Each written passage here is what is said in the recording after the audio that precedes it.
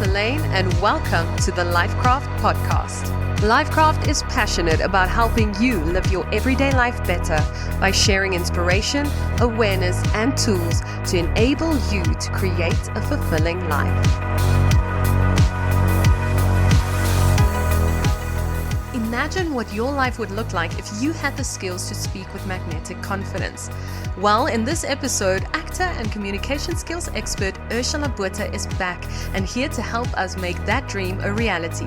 We talk about confidence, why modeling someone is so powerful, and she shares 5 hacks that will help you speak with more magnetism. So go ahead and download this episode now, subscribe to the podcast, and share your biggest takeaway with us in a positive review or by following and tagging at the LifeKraft and at Botha on social media. Enjoy the episode. Ursula, it is such an honor to have you back on the LifeKraft podcast, and today we are going to be speaking about something that's so exciting, and that is ways to speak with magnetic confidence. It's 2022 and I am very excited to just put new things into this year, the intention for this year. So it is just an honor to have you here to help us speak with more confidence. Thank you that I can be here and that I can be of service as we all step into our next level of confidence this year. Even if you think, oh yeah, I'm already in the bracket of confidence, let's upgrade that bracket. Something that my clients have been saying to me, like, we want to upgrade it. We're already confident, but now we want to upgrade it. So 2022, let's upgrade that confidence. How do we go about doing that? Because it always feels like confidence is something some people are born with and some people just don't have. And then as we go through life, our confidence might get less as we go through a couple of knocks. And especially when it comes to actually speaking with confidence. Some people just associate with, I'm not a good speaker, I'm very shy, I just don't have that skill, it's just not something that I'm good at. How do we go about creating more confidence when it comes to speaking? I like to think of confidence not as this one thing. You know, we think confidence, we see a confident person and perhaps somebody who can speak confidently. They walk into a room confidently. You just look at them, you're like, wow, they're so confident. And I want us to remember that I always feel like we have pockets of confidence in our lives. You might be super confident in your business, but maybe not so confident in your love life, or confident as a mother, but not confident as a partner. I don't know, I'm not just making up excuses, or not confident stepping into new situations. Although somebody said a quote the other day about confidence these days is about becoming comfortable in the unknown, because we're stepping into so much unknown. So the more practice we get, and that's confidence, the more practice we get in navigating the unknown, next time when you get to that unknown thing, you'll be, oh, I navigated that, I can do that. So we build confidence. So confidence is built, and that's exciting. I did not have confidence for most of my life, like really, just low self-esteem, no confidence. And I can remember my mom, she saw my struggle and she always encouraged me to be more confident and to step into my confidence. And I was like, no, I was a really nerdy kid. I wasn't popular at all. I didn't consider myself beautiful because I didn't see the real me. I saw myself compared to media and all of those things, and all of the external factors I thought made me confident. And the one day she said, look at Princess Diana. And I can remember I was so young, and she said, look at her. She is shy. She doesn't speak up a lot. But look at her, Melissa. She is confident. Confidence doesn't always mean this bravado. Confidence isn't always loud. Confidence can be a Princess Diana. And that shook me. That changed the way I looked at my confidence, because I wanted to be her type of confident. Really just strong. You know, that strength that she had inside of her and the impact that she made by being herself. Kind, big-hearted, and just going against the grain. And that type of confidence was so beautiful. So I love the fact that you say it's not something that we're born with, it's something that we can learn. And I just wanted to add, we can really adopt how other people are confident in the beginning. I literally adopted her type of confidence. I felt like, okay, I don't have to be loud, and I don't have to be one of those people that always has an answer and always steps into a room and laughs and is one of those people. I can just be a quiet confidence sometimes, and that's okay too. But I love that what you were saying there is that how confidence is an inside job. It's absolutely a Princess Diana. I'm going to use that. And I think a very powerful tool is to model the behavior, or model somebody who you look up to. So I have a friend, and she lives a narrative of bravery and love. And she is a big role model to me. And I try to model the way she speaks up, the way she gets out into the world, the way she shows up with so much authenticity. So I think that the modeling, not copycat, we model, we get that essence of that person and go, so we're collecting data. We're collecting becoming more confident areas. When you see somebody with that magnetic confidence, collect the data. Oh, what's that? We get facades, but we are smart. We can see past the facade. So collect the data, connect with that confidence, and then model it in your own life. Baby steps. I'm all about the baby steps. I love that. And making it uniquely you, because I think confidence looks different to all of us, and the way that we are going to show up confidently is also going to be different. And not having this idea that confidence looks a certain way. And then secondly, you can absolutely learn how to be more confident. It's a skill you can develop if you have a growth mindset. It's not a fixed trait. It's something that you can grow into. So now I would like to know, what is magnetic confidence, and how can we start developing that once we've started working on our confidence levels? Well, I think it's exactly what you just touched on, this magnetic confidence. Isn't that what we want? We want to draw some things in. Especially in 2022, we want to draw in that abundance. We want to draw in those business opportunities. We want to start attracting all these wonderful things. And that does come from when you are in your space of alignment, in your space of truth. And I think that is where this confidence comes from. So confidence is attractive. Confidence is attractive. So now we attract. And that is the magnetic attraction that we're speaking about. But let's focus on that one area of speech, perhaps. So I want to up the stakes here a little bit. Let's say you need to boost the confidence. You have an online presentation, or you need to speak in front of a group of people. The type of things where the stakes are a little bit higher. We want to get more confidence for those situations, okay? Because that's a natural process where you might feel a little bit like, okay. So the first thing I want to focus on to, get in touch with our confidence is, it's going to sound strange, but deep diaphragmatic breathing. So 2022, in 2020, let's backtrack, go to the past. 2020, we all stopped breathing. We stopped breathing. We started doing shallow breathing, which is, we kind of cut the breath off. We've been cutting our breath off. Then we've been wearing masks, and the masks are also cutting our breath off.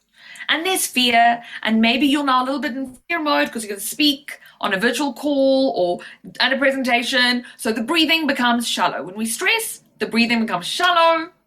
We don't get all that beautiful oxygen to our brain. So we want to ground ourselves. You want to maybe do a warm-up, and you just do some deep diaphragmatic breathing, okay? And I like this because I feel like it connects me to the gut. And a lovely exercise you can do right before. You always have to do breathing exercises right before your presentation. And you can breathe from your belly. So you go breathe in. Then I've got a deep breath in. And I stop. And then I'm going to take another deep breath in. I'm going to make it even fuller. And then I'm going to release. all of it out, out, out, out. Every little ounce of breath, you're going to release it out, and then bring it in, and then you hold, and you bring more in, and then release. Now, I do realize I'm speaking to the breath. No. The breath queen right now, but this is an exercise. This is an exercise that I just love, and that just helps you get grounded, breathing, and now you will speak from a deeper space. I love that you mentioned breath first, because breath is what connects us to our body.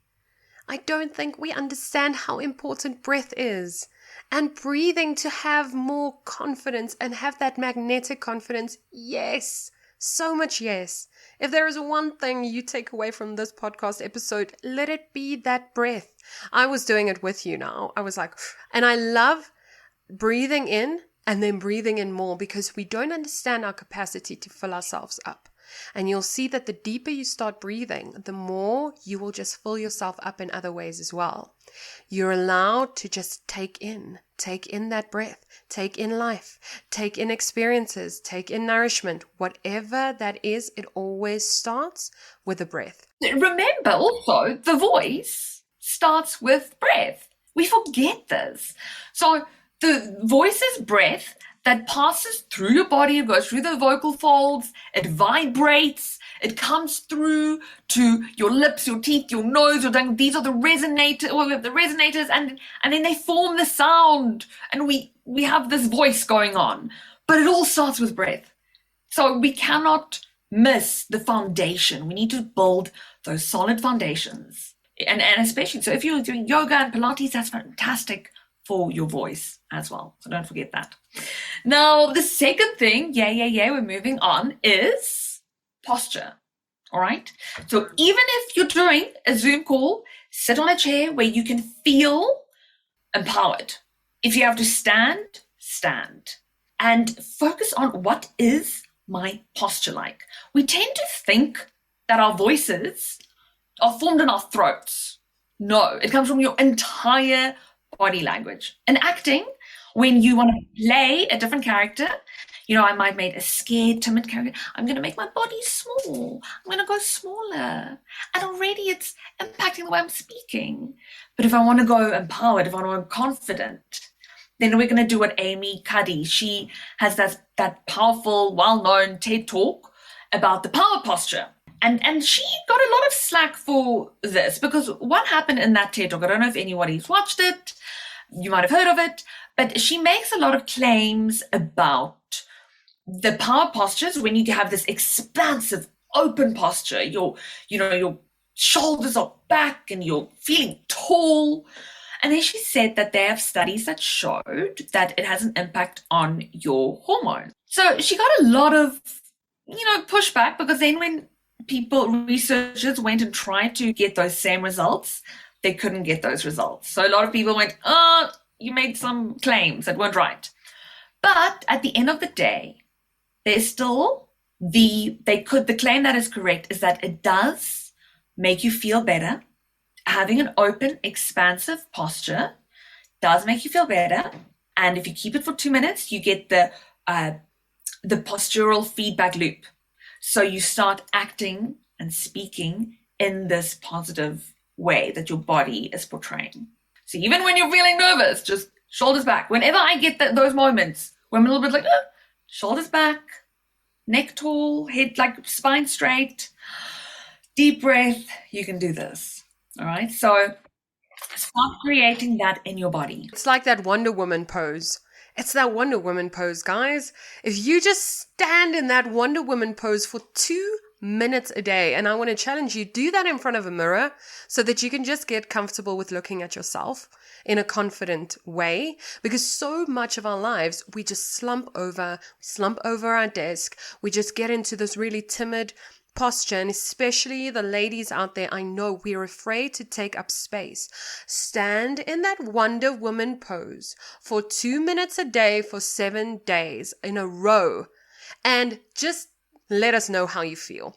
Opening up your body, using your body to help you build that confidence, using your breath to help you build that confidence is a hack that the top speakers in the world use. This is so valuable. And I want to challenge people to do it right now. So if you are driving in your car, if you're sitting at a desk, if you're walking, listening to this podcast, just go into like Power Woman, Wonder Woman pose. Just feel, take your shoulders back. And usually when somebody says, oh, posture, we realize, oh gosh, we're slumping. Just go on. Okay, we're up, we're awake, we're feeling powerful. Now take up space. Now the next thing, the third thing I want to focus on is when you speak, embrace the power of the pause. Ooh. The pause is so powerful. Why? Because number one, it slows us down. When we're feeling anxious, when we're a little bit nervous, we speak very, very fast. We're going to this fast-paced thing. Pausing will slow you down. Okay, sometimes there's very important things we need to get through. So that's the second thing about a pause. A pause will bring more heightened awareness of the thing you're trying to say. It's exactly what I just did. I said, we're going to teach you about that. And then you're thinking, what? So I'm getting my audience in. So if you feel like you're losing your audience, especially on virtual calls or presentation, you can see people are kind of nodding off, use the pause. Because it'll get them, it's especially even a little thing of, they might go, oh dear, I haven't been listening. Why is she pausing? Did she ask me something? Ooh. So it makes your audience alert. I leaned in when you paused, yeah. There we go. And proof is in the pudding. And then the next thing that I love using a pause for, I use it as a tool when I feel myself wanting to say a crutch word. We all tend to use crutch words. What are they? They're the those people like people who say, no, I don't know, tell me. But use that whenever you feel you're going into even if you have to speak slow, it's going to slow you down. But pause whenever you feel the need to use a crutch word, like because using the ums in your speech, unfortunately, does diminish your message. It does take power away from your message. That is why we don't want to use crutch words. Yeah, that is very powerful. And I just want to add that it's something that once you have to be conscious of it, especially the crutch words. You have to be conscious of it. So go and ask a friend or a family member or one of your co-workers that you trust what your crutch word is. They will tell you. I did a couple of Toastmasters and I was shocked at all of my crutch words, and I even use them when I write. So it's not even just when I speak, it's any time I communicate. I have these crutch words that I'll put into my posts and in my blogs and things like that. And the pause is one of the most powerful things, and it's just practice. So I just want to add, for someone who had to really learn to let go of a lot of her crutch words, and Lord, I had so many. It's so funny to think back. But what I want to add is just take that pause, but practice it when it's easy. Like, don't go and try and remember this while you're doing the presentation. Start practicing pausing and not using those crutch words in regular conversation, out with your friends, while you're talking to your pets, those types of places, because you don't want to be in your mind when you have to speak in front of people. But it's a great way to just practice letting go of those words, and you'll just sound so dramatic. I love the bouginess of the pause. Just that moment of all eyes on me. I'm about to say something. That's really important. So I love that. So yes, awesome. Where I practiced my not saying the ums, because sometimes we slip. Sometimes we slip a little bit. And my most powerful practice arena for getting over my crutch words is over a voice note. Ooh. My voice notes became slow. I had many pauses in my voice notes to a friend, but I go, they'll still love me and they can always speed up the speed. But that was my practice ground, was over a voice note. When I left voice notes, I realized I'm going to be conscious of this. So yes, be conscious and then consciously pause. Very powerful. The fourth thing for your magnetic speaking confidence is to practice your speaking confidence. Okay, this is now It sounds so simple. It's very Dale Carnegie. Dale Carnegie, excellent, like the father of public speaking, communication, coaching. He always said, you practice going to the coffee shop or you're telling your friend a story. Practice on your colleagues. Maybe you have an idea that you want to express. Don't use that big expression moment for when you're standing in an audience full of people or a webinar with hundreds of people. Start practicing those ideas, those concepts, those things you want to say to your mom, to your dog, to your friend. Practice it, rehearse it to the mirror. Just get those expressions out, and then the more confident you will be in it. I am not a fan of winging it. When people go, I'm just going to wing it. No. Don't wing it. Practice it. Practice prevents poor performance. Oh, that is a quote. Yes. And I love winging it, but it really is, especially when it's important, when it's that pitch, when it's an important conversation in your relationship, and whenever you need to speak with that confidence where you want to convey your truth. It doesn't have to be like you're reading it off of scorecards type of practice. It's got to be something that you've rehearsed in your mind. That I always love. It's a funny line in Friends where this one guy tells Joey, you don't learn the lines, you let the lines learn you. And I always used to think it's so silly, and it was a joke, but I understand the concept where the lines are part of you. And I know in acting you can tell me a lot more about that than I'll ever know. But when you communicate, it's got to be something that's authentically in you. It shouldn't be in your head. It should be in your heart. And practice helps with that. But it feels so counterintuitive. So you got to be in your head for a while so that it's in your heart and so that it's in your body. And it's so worth it. Absolutely. I see with my clients who are experts in their field and they need to communicate their expertise. And then what I get with many of my clients, they have so much knowledge to share, so much knowledge. And then it gets a bit messy. It starts getting messy. So we do create the script. We do have the beats. We do have the structure. You learn the structure. You learn the beats. And then we can start playing and having fun and letting your heart speak and having those impromptu moments. But we have to have a structure in place that we've practiced. So that is a lot of the work that I do with my clients. And then the last thing is when you are now presenting on your webinar or presentation, speaking to colleagues, make it about them. Make it about them. And this is a powerful question, which Melissa, I always hear you ask this. You always say, how can I serve you? All of a sudden, by asking that, you've changed the whole dynamic. It's not about gaining, because this is why people are scared of public speaking. Are they going to like me? Are they going to approve of what I have to say? Don't make it about you. It's not about you being liked. It's not about you. It's about, what if I have something to say which somebody else really needs to hear right now? Boom. Everything changes. So when I was writing my one-woman shows before the lockdown days, there was a bit of an imposter syndrome of, who am I to go write my own show and go to theatre and sell tickets and let people come watch my show that I wrote and directed and acted. Who do I think I am?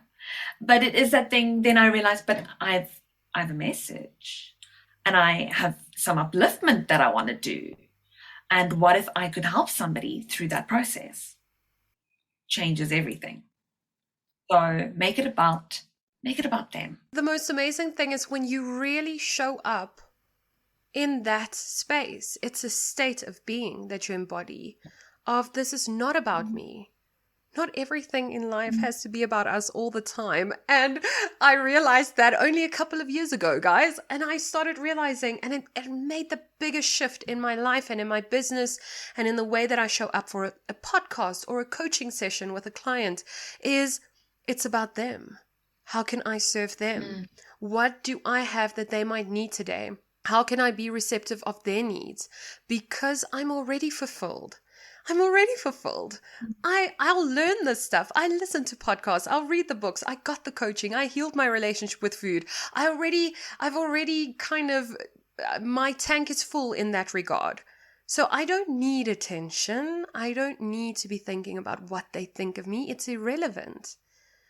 What can I give? How can I serve? Where can I help? How can I make their world a little bit better for the hour or the 5 minutes that I am in their presence? And I can just imagine subconsciously the confidence that I would have when I show up in that way. This was enlightening. I never realized that definitely makes me more confident. Absolutely. It does. So I'm just like social proof, guys. I'm just like a little bit of proof for what Ursula is saying is so true, because I just realized that was a game changer in my life. Just really taking all eyes off of me. Because it makes us play smaller and remember, confidence is not going smaller, it's expanding. That attraction is expanding. So when we go, what did they think? So for example, with my one-woman shows, I remember one time having a show where I got such positive feedback, people in tears or touch their hearts, and that's what we want to do. And then maybe that one comment of, there's that one comment. But then you remind yourself, okay, but the bigger picture is, I didn't create this for approval. Melissa, your work is not created for approval. It's created for service. And we all know that it's not going to serve everybody, and that's okay. But it's about those ones that we do serve. That's the magic. That's the gold. And that's where we can show up and be big and confident in showing up. Ursula, every single time we speak, I learn something. Every single time we speak, I am just in awe of the way that you have such a grace and such an ease and such a flow when you communicate. I always love watching you speak, mimicking how you would use your hands and how you would express, and it's just great. And it's that modeling what other people do, really do that. So if people want to model you like I do, if people want to learn more about you and from you, where can they get into contact with you? I just want to say thank you, Melissa. I model you. I model your confidence and sharing and showing up. But if you want to get in contact, I love me a little bit of Instagram. So you can look at Botha. Botha is my handle. You'll get my email address there. You'll see my website on there. And please connect. Say hi. Tell me what you learned. Tell me where you're at. Because the thing is, I know that your listeners there are lots of confident men and women listening, but it's just about upgrading that confidence, because we're human and we just want to upgrade. So we can connect on upgrading that confidence. Absolutely. We're here to thrive. We're here to learn how to create more and craft our lives. And speaking and having that magnetic confidence is part of crafting a life that you're excited to wake up to. So thank you for your time and for your insights. And I'll put all of your details down below in the description so that people can get into contact with you. And let us have ourselves a really confident, magnetic 2022. Thank you, Ursula, for being here. Thank you for having me, and thank you that we can craft and LifeKraft and co-create together. Lots of love and light to you and your listeners. Thank you so much for tuning into this episode and taking the time to invest in yourself and in your future. If you loved this episode, be sure to share it with us by leaving a positive review or tagging us in a post or in your stories. Share one thing that stood out or inspired you to live your everyday life better. This helps us create more meaningful episodes for you to enjoy.